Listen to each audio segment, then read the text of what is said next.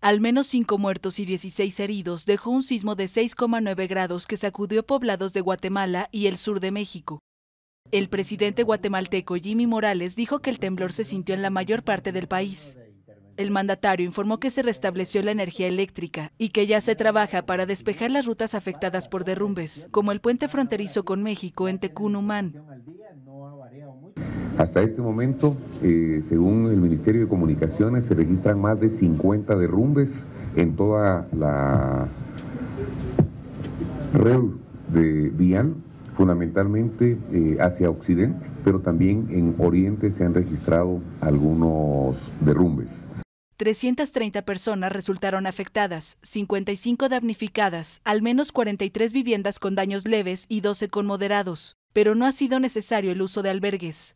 El movimiento telúrico se registró a la 1:29 de la mañana del miércoles, con epicentro a 156,4 kilómetros al oeste de la ciudad de Guatemala, en el departamento de San Marcos, fronterizo con México. Las autoridades mexicanas reportaron que 11 personas recibieron asistencia médica, además que 20 viviendas sufrieron daños y hay 2 colapsadas, así como 5 escuelas afectadas.